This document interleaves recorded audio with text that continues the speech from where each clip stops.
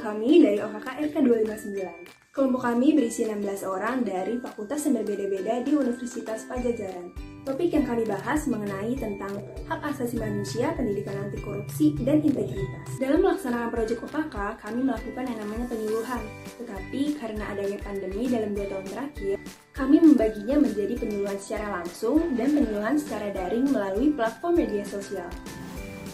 Untuk proyek OKK RK 259 secara offline, saya membuat sebuah kegiatan yang berjudul Rumah Belajar yang isinya mengajarkan mengenai perilaku jujur dan bertanggung jawab dalam melakukan kegiatan sehari-hari pada anak-anak di sekitar rumah saya.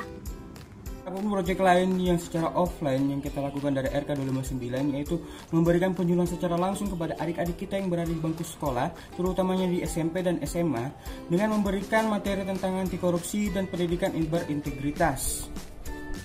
Jenis proyek yang saya kerjakan di RK 259 secara online yaitu saya membuat konten video edukasi mengenai apa itu korupsi, contoh kasusnya, kenapa seseorang melakukan korupsi, dan lain-lainnya di sebuah media sosial yang bernama TikTok. Untuk proyek OKK RK 259 selanjutnya ada Hati Kita. Hati Kita merupakan singkatan dari HAM, Anti Korupsi dan Integritas, yaitu merupakan konten edukasi kreatif untuk anak-anak di Instagram. Hati Kita menggunakan jenis konten animasi stop motion dengan tujuan agar anak-anak dan kalangan lainnya bisa memahami isu-isu seperti ini dengan lebih mudah dan juga menyenangkan.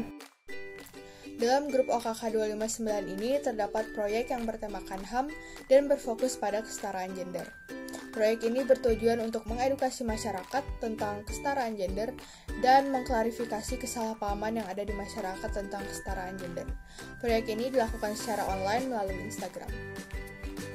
HAM adalah salah satu proyek yang diciptakan oleh Asti, Fiesta, dan Dian, membawakan informasi mengenai hak asasi manusia yang dibawakan dengan cara yang sangat menarik sehingga para audiens atau remaja tertarik untuk membacanya karena kami melakukannya melalui infografis dengan desain yang menarik.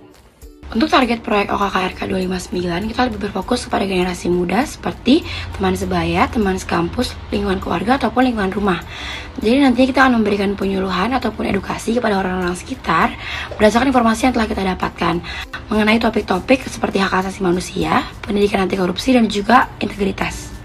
Kenapa penting proyek OKK kami ini? Karena memang setelah analisa singkat, faktanya kebanyakan masyarakat Indonesia masih minim tentang pengetahuan dasar baik itu tentang korupsi, hak asasi manusia, dan integritas. Karenanya permasalahan tersebut semakin meningkat dan berkembang. Kami di sini hadir untuk membantu kepada semua kalangan untuk menanamkan sifat caring atau peduli dari sejak dini kepada isu-isu yang sedang berkembang di Indonesia dengan menggunakan berbagai media yang tentunya singkat, padat, menarik, dan sangat mudah dipahami.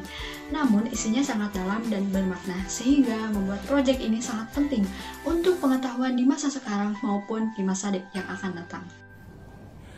Adapun kendala-kendala yang kami alami selama pelaksanaan proyek dari RK 259 yaitu pertama, keterbatasan waktu dan tempat dari proyek RK 259. Yang kedua, distraksi koordinasi online. Yang ketiga, kesiapan peserta yang tidak sebanyak online.